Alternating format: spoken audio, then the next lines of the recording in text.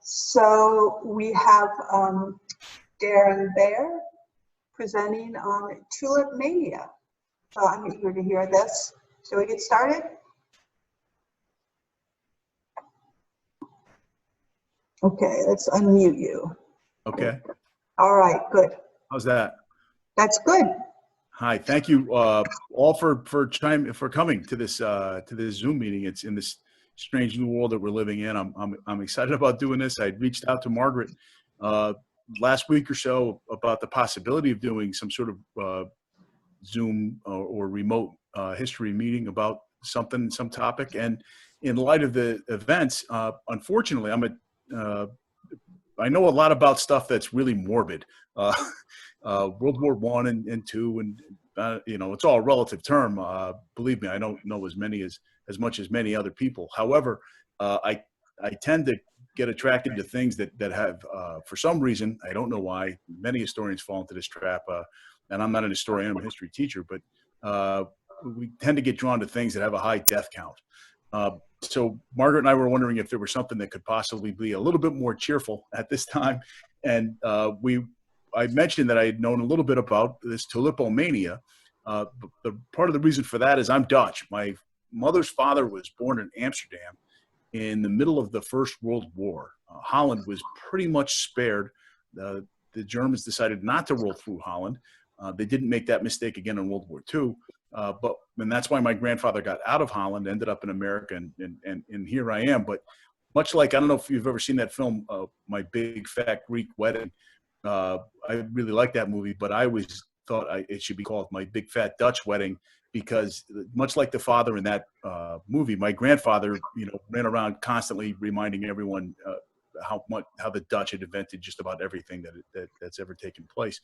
And so growing up, throughout my house, throughout my grandfather's house, there were just images of tulips everywhere. And I, like many people, thought that tulips were indigenous to Holland, and they just happened to come from there.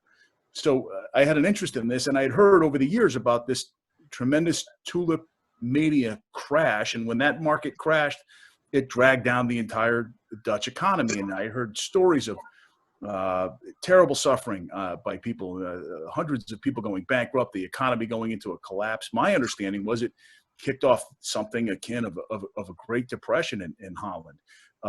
There were stories of people throwing themselves into canals in an attempt to drown themselves because they were so bankrupt, and that people lost everything. Their lives were ruined. Well, in doing a little bit of research for this, I discovered that may not be the case.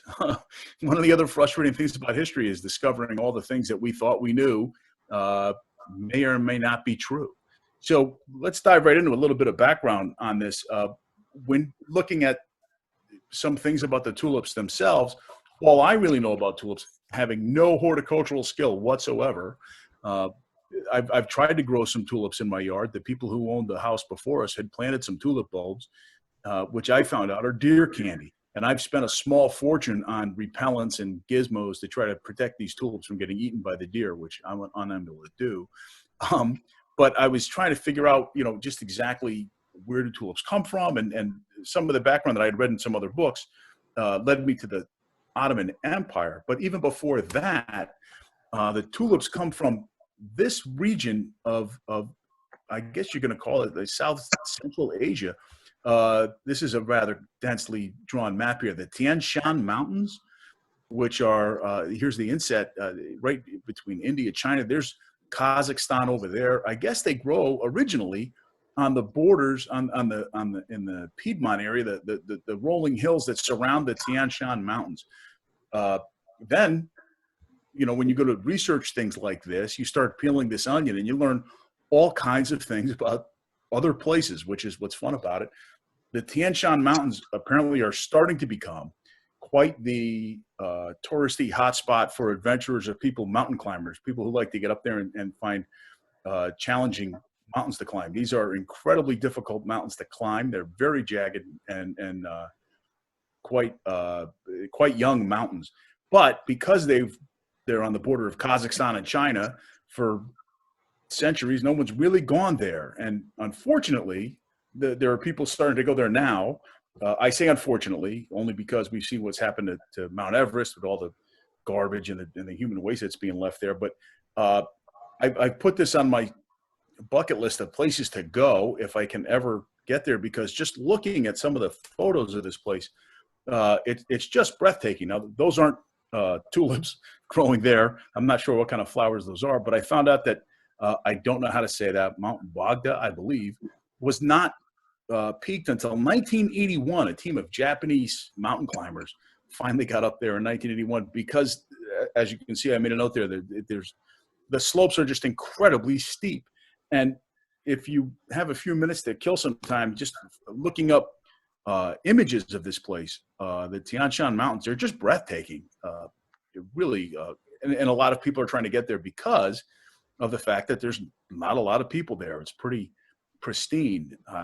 They're just absolutely beautiful places. And I guess down in some of these hills are where you would find tulips. Well, because of the fact that they were in that part of the area, and as the trade routes began to open up, and that's kind of, these valleys are right along some of the, what we would call the Silk Road.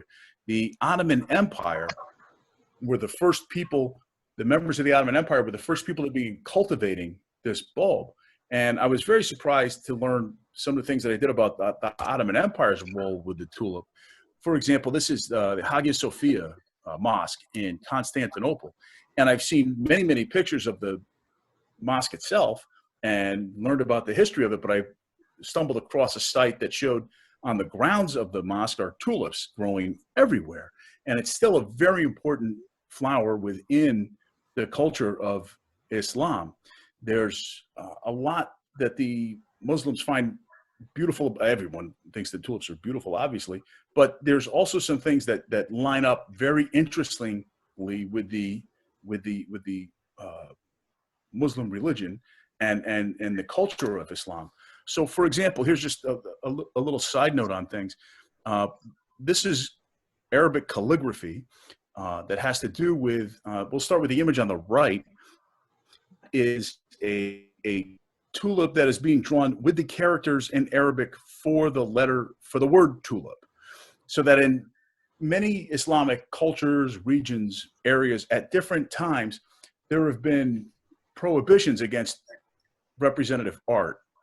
For example, I mean, if someone might say, and this is, we saw this too with the Old Testament, right? Obviously, the second commandment, nobody, thou shalt not have any graven images. Well, these admonitions are in the Quran as well. And so the thinking was, well, why would you need to have a painting of a flower when you can go look at Allah's beautiful creation and just look at the flower itself? But the human desire to make representative art of things is really, really strong. And I don't know if it was encouraged or it just sort of came as, if you will, some sort of a loophole. Well, if I were to draw the word tulip in the form of a tulip, as you see on the word on the right here, I can express the image of a tulip by writing it in a certain way.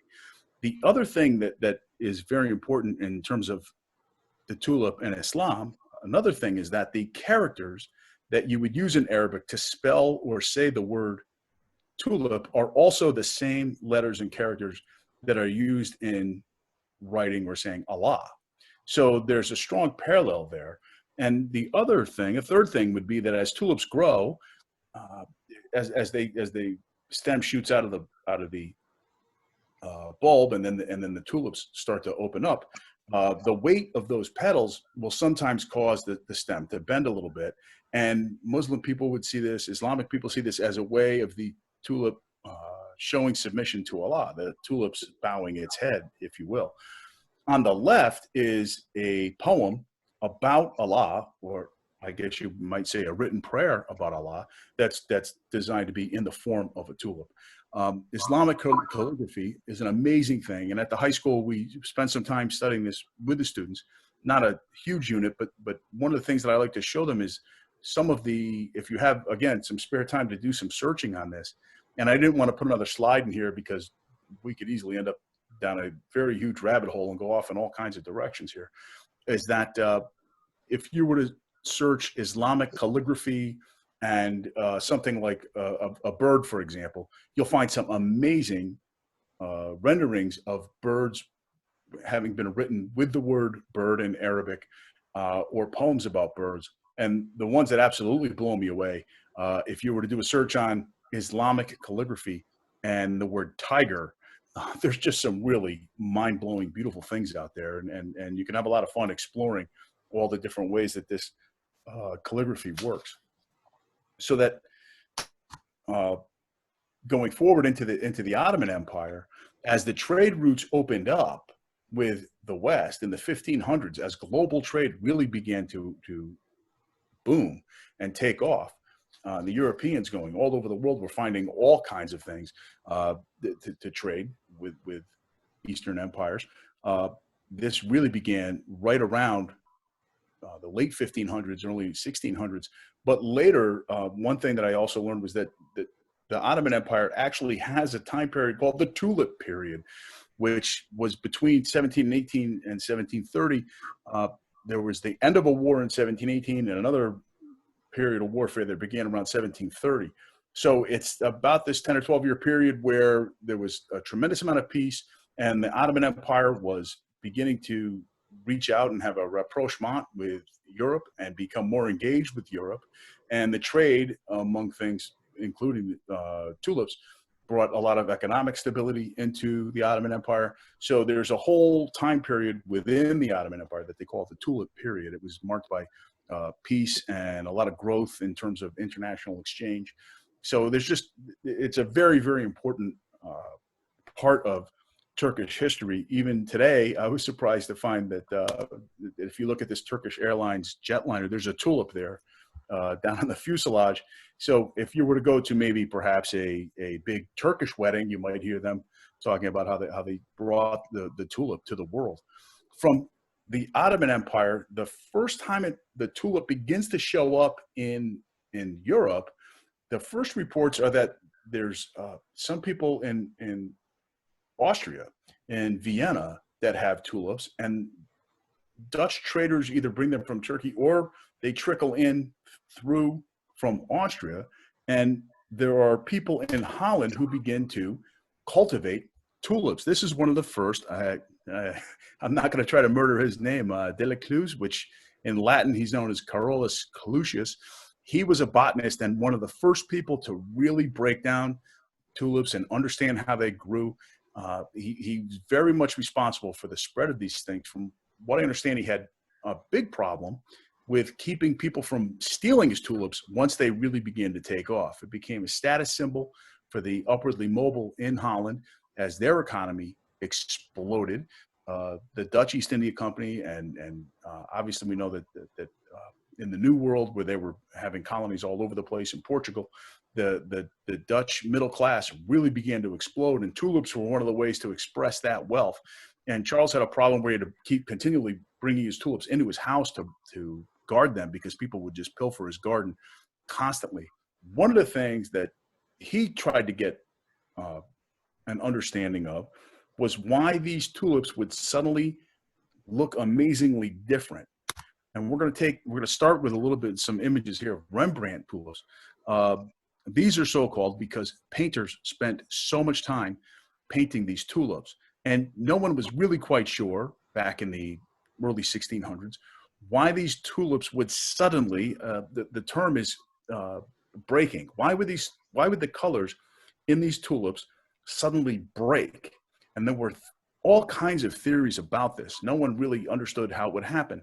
And because they're obviously very beautiful, but then because some of these tulips would break and others wouldn't, this added a tremendous amount of value to the tulip. So eventually, and I've read different dates on this, some people credit Clusius with finding this. Other people say that it was around the 1800s when botanists began to understand that there's actually a virus that was being transmitted by aphids as they would either land on the plants or eat part of the plant that was being transmitted into the bulb, and that in the following year the colors would break. And what's happening, it's fascinating stuff, that much in the same way that when the chlorophyll dies in a leaf at the end of the growing season in the summer, just before the fall, And as the chlorophyll dies off and the other colors, you know, our great foliage here in New England with the yellows and the greens, the yellows, the golds, and the reds come emerging from the leaf. The same sort of thing is happening in the tulip here, that some of the color that originally a lot of tulips are red is sometimes the predominant color, but then as this virus hits, the other pigments start to become more revealed. And this would make these, people went to great lengths to try to figure out how to get their tulips to break because they were more valuable. As you can imagine, a cottage industry emerged where the best thing to call these people would be snake oil salesmen who would peddle all kinds of home remedies that you could put on your tulip, which were basically worthless. A lot of them were based on for some reason, pigeon dung or chicken dung. These are the things that would people spent a lot of money smearing all kinds of worthless crap on their tulip to try to get them to break. During the this is also when the Dutch Baroque is really taking off in terms of painting, obviously with the name of Rembrandt there. They would take the pigments, some of the powdered pigments that painters would use to later mix with oils in order to get their pigments for their paintings.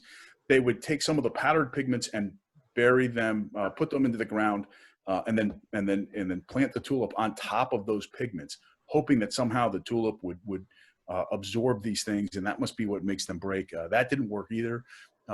One interesting attempt was grafting the tulip bulbs, where you cut the tulip bulb in half and bind them together, and hopefully that would take some of the pigment from one tulip and take that with another.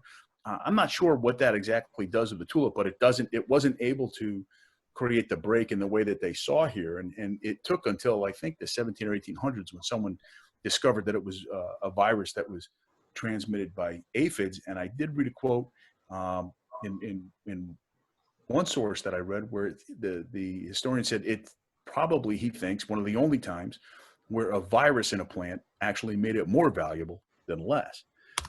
So here are some of the paintings that you might see. You can see the variated color here in the tulips that are being painted. And this is an example of Dutch Baroque.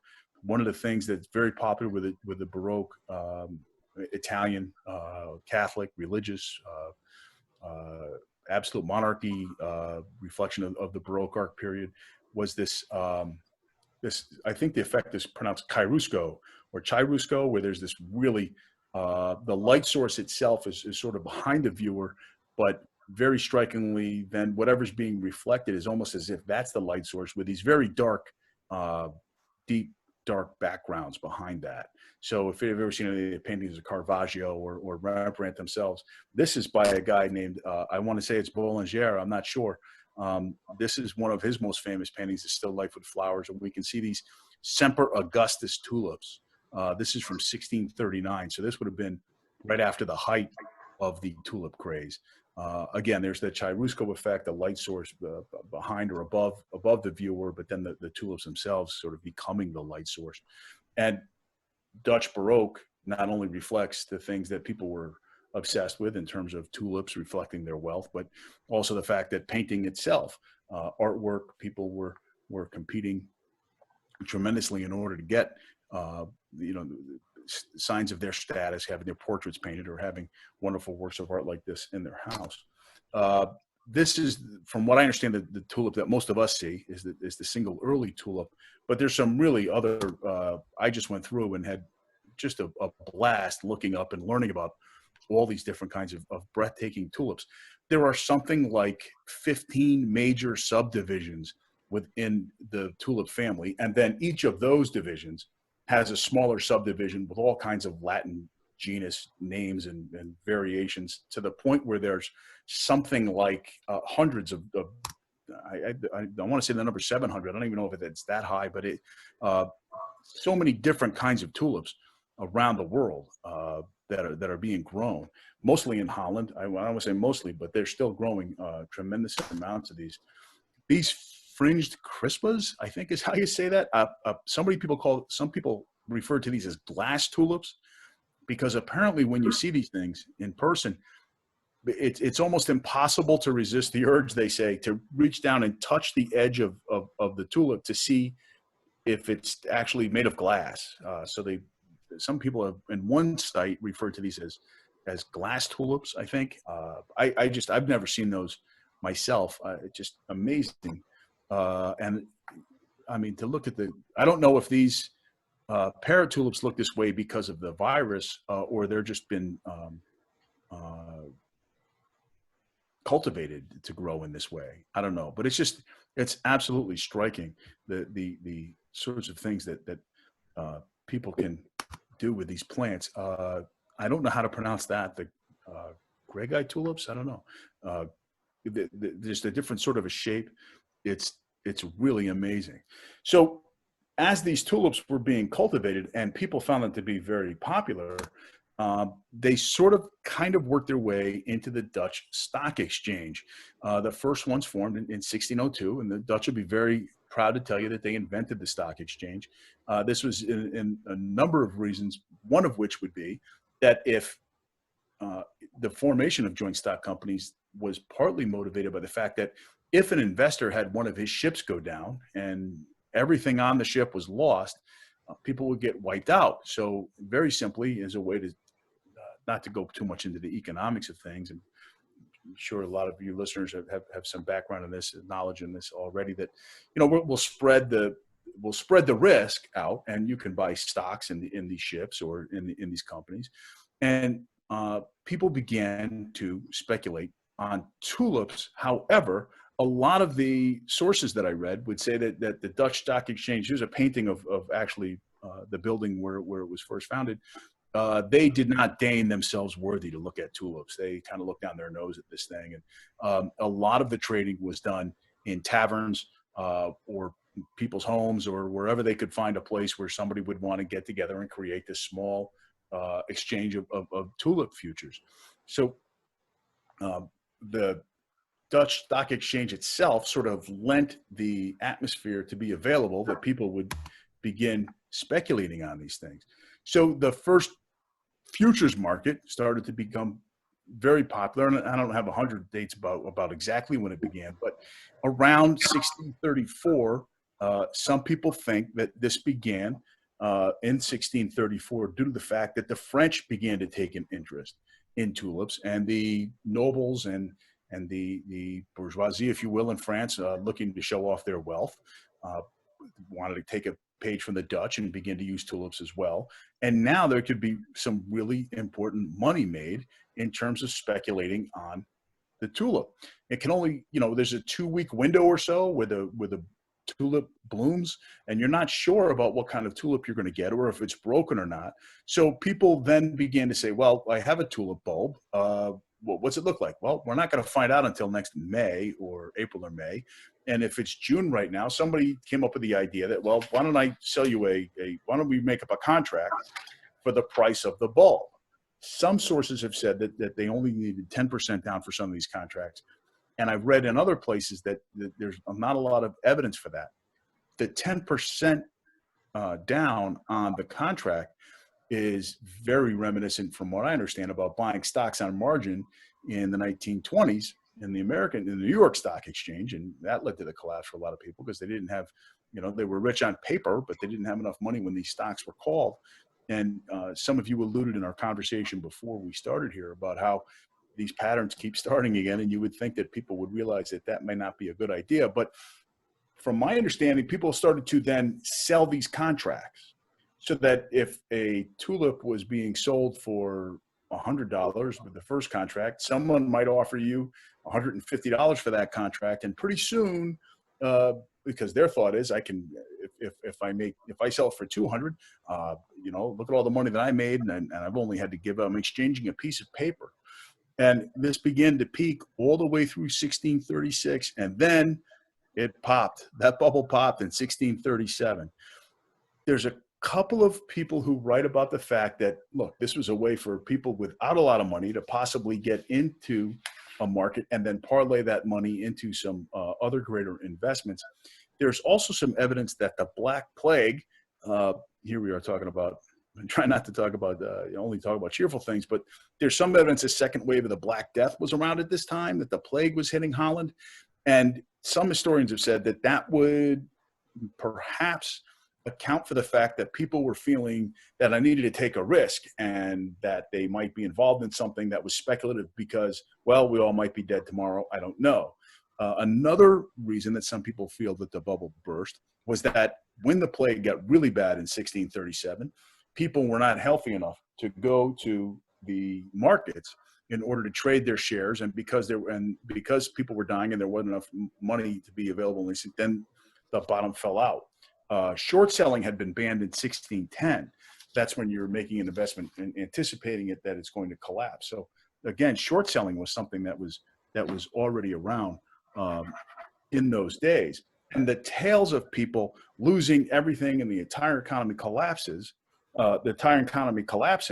a lot of this can be attributed to an historian who put out a book in the 1800s by the name of Charles Mackay, who wrote this book about popular delusions and the madness of crowds. And one of the things that he wrote about was the Tulipmania. And he had traveled around and heard many stories in Holland about these people losing everything and tales of woe and people pitching themselves into canals. There were other stories that he printed in this book in the 1800s, and it's been reprinted many times. You could find a copy of it on any website. I'm sure that you could buy. That there were stories about a sailor, for example, who had come in off a ship and he was rather hungry, and he found these peculiar-looking onions, and he went home and cooked this thing up and found it not very tasty. But the guy who owned the ship was looking for his tulip, frantically found the guy eating his tulip, and so the poor guy who thought this was some kind of onion ends up clapped in jail because he had cost that guy hundreds and hundreds and hundreds of guilders. There were also stories of people who were leaving tulips to their children in their will, and that there was children who were orphaned, and people were very concerned about this for the safety of these two kids because there were rumors that they were going to be kidnapped and held for ransom until someone gave up the tulip bulb, and all kinds of stories like this. Now, one of the things that was popular in his book was this sort of infamous list of things that you could get for one tulip bulb. A tulip bulb at the height of the craze was going for, some people, I've read all kinds of different numbers. 3,000 guilders would be the equivalent in the 1600s of all that stuff. I'm not going to read it to you, but pigs and oxen and sheep and rye. And if you look down that list, you'll see that there's even a ship at the bottom. You could buy a boat. Now, part of what happened with this list, I'm not sure if somebody just put together an equivalent of what 3,000 guilders could get you in those days. But what began to circulate was the idea that someone who wanted to buy sell a tulip or buy a tulip who didn't have the cash on hand was able to come up with a contract and basically traded all this stuff for the tulip and walked out of the guild with reams of paper that said you were entitled to have all of these things. So partly because I think it's just a list of here's what 3,000 guilders could get you in those days to show you the amazing wealth that was being generated, or to show you just how valuable these tulips had become. But since some people had taken it down through the years that this is somebody actually made a deal and all these things were exchanged for a tulip bulb. Part of where you can also read about this, I've never read the novel on the left. I don't know how to say Deborah's last name. I'm not going to try. I looked it up. But this came out in 2001. The film Tulip Fever, I did see. Just fair warning, you can see that little R down there, and you can see desire, obsession, betrayal. It's not something to watch with the grandkids around, I would say. But it does show. I saw it many years ago, a couple of years ago, right when it came out, and I hadn't heard about this many years ago. It definitely shows a little bit more of the sensationalist idea about the tulip fever, and a lot more sort of about what the common belief about the tulip mania is. But many of these, some people feel that are myths that are perpetuated by the story by Mackay and then by this novel and then the film, caused sort of a backlash about this movie And when the film came out, I discovered this the other day. Smithsonian Magazine ran an article right when the film came out that's saying there never was a real tulip fever. And this article goes on to summarize a work by an historian named Gould Gar. She's a professor at King's College in London, who, according to her research, says a lot of these stories are exaggerated and may not even be true.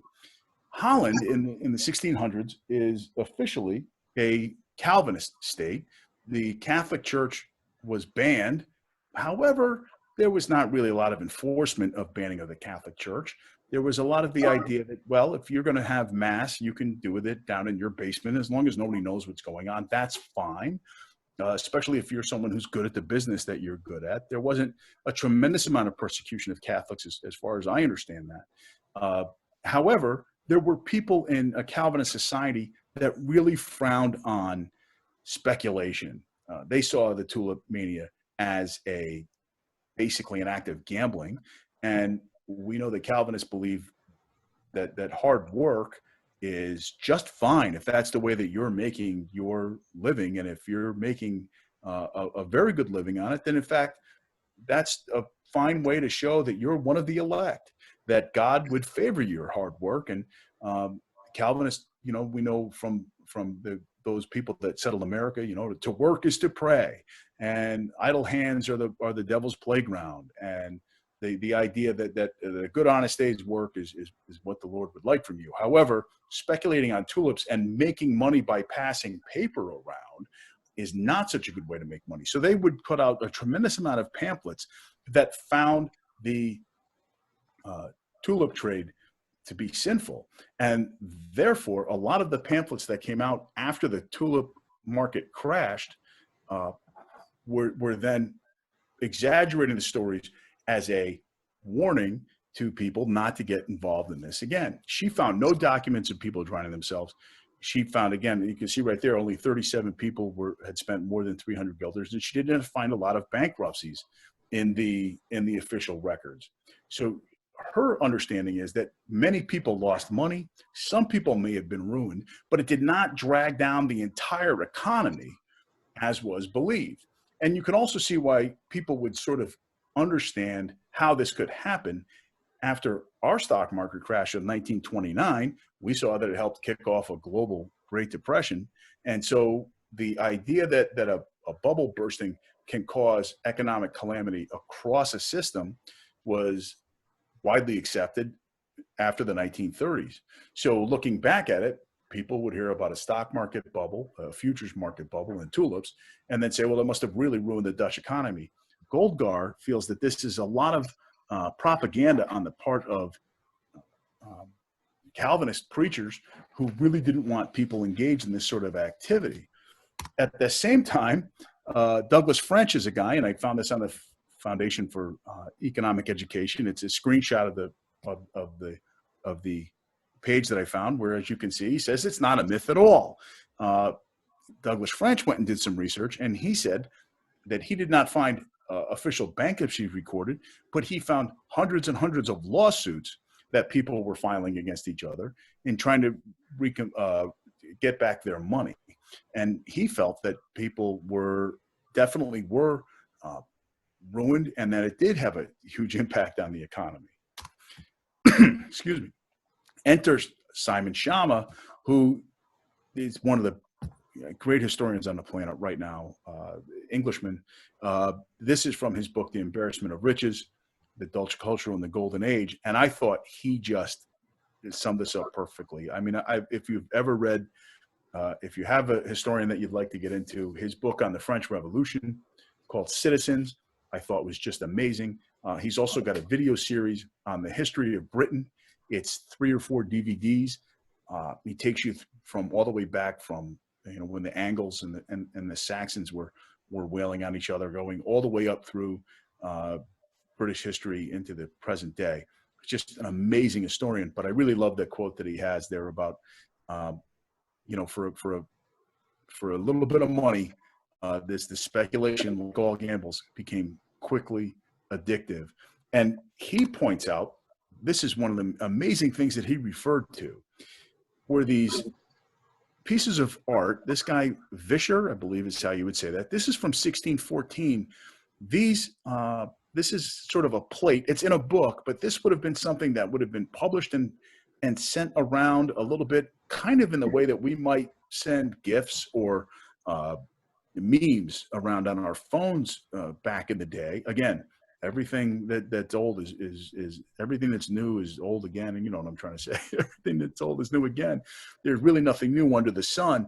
These were little paintings called emblemata, where you get the word emblem from this. These are allegorical paintings which were used to make a point, and some people would trade these, or sometimes they might hang in their home, or they would just collect books on these.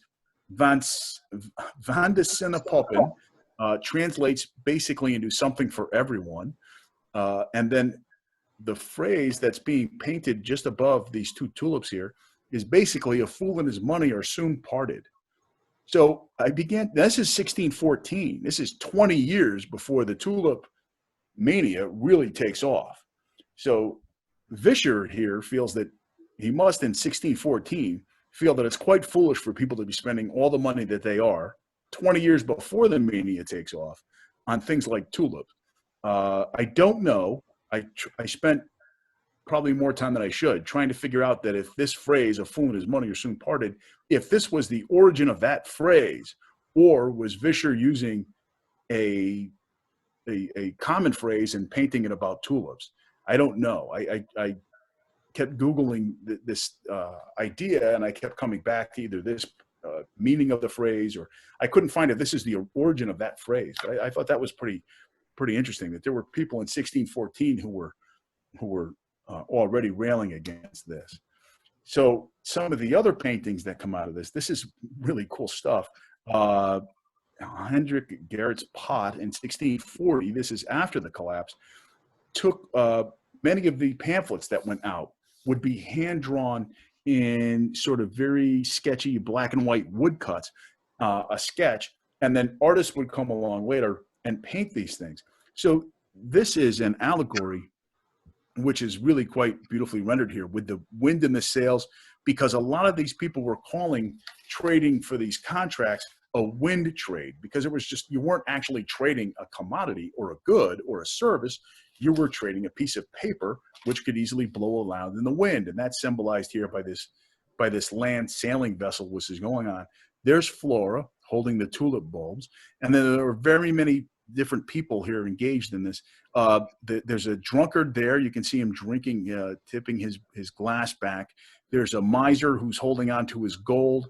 And there's a liar who is telling all these people who are dashing behind this get-rich-quick screen that, yes, you too can climb on board and all your dreams will be come true if you only buy tulips.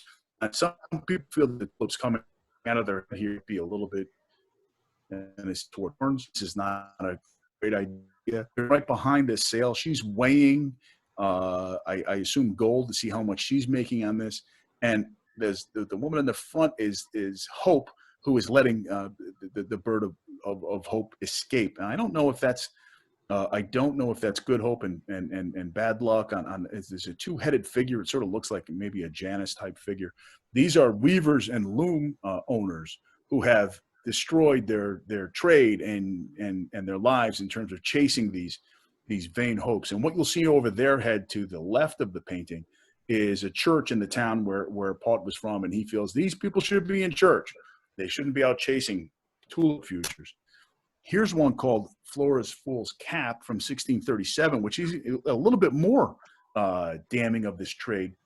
This is more of gives you an idea of what these woodcuts might have looked like and how they might easily have been pasted up or transferred around. Sort of, they might appear in what we now would call regular circulatory magazines or newspapers. But there's a fool's cap, and you can see people coming in and out of the fool's cap having traded these things. Over to the right of the fool's cap, there's Flora. Apparently, she's leading a parade. It's hard to see, but she's riding a donkey, and these are all the fools that are behind her. There's people leaving the fool's cap who have lost everything in the trade, and they're going to have to go home.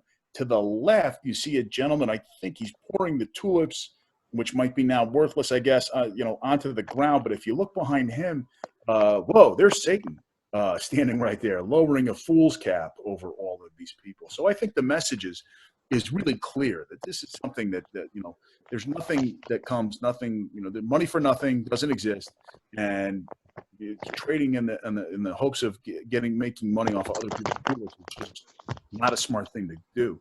Jan Bruegel, the younger, painted this allegory about monkeys running around obsessing about tulips. You can see right in the foreground he's weighing his gold and trying to get involved with all these different things. But what I thought was interesting about this was that down in the lower right-hand corner, I don't know if you can see that monkey or ape, or I don't know what kind of monkeys those are.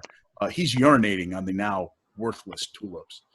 There's a lot of anger about this when this thing ends. And to sort of wrap things up, I want to leave some time to see if anybody has any questions, and I can certainly go back and look some stuff up. This is an area in Holland, Keukenhof Farms, I guess, in Holland, or that may be the name of the town. If you want to go see some tulips, this is the place to go. It's this amazing farm in Holland, which is called the Garden of Europe, Keukenhof, and you can just go see tulips to your heart's desire. It's the Disneyland of tulip bulbs. There are millions of tulips planted in this place that bloom, and most of the visitors come in right when the tulips bloom. They get over 1 million visitors a year. There are millions of tulips planted there. It's still a huge part of the Dutch economy, to the point where many people think that they originated there in Holland. You could go on virtual tours of this place if you want to make a note or I can find another way to maybe let you know that Keukenhof, if you did a virtual tour of tulip farms on YouTube, for example, there's just amazing colors that you would see as the Dutch harvest the tulips and grow them and cultivate them. And you can take beautiful virtual tours of this area. That's about it. That's what I have in terms of things that I found about the Tulipmania and people selling futures. I'm sure I've kind of left some things out that I wanted to say. If there's other topics that you have, I'll sort of kick this back over to the, I'm not sure if I'm going to be able to see people if they have their question, but I hopefully I'll be able to hear them.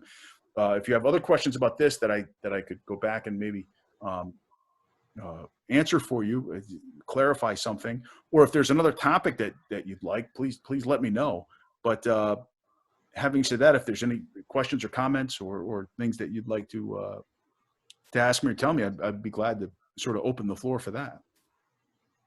So you can unmute yourself if you would like to say something.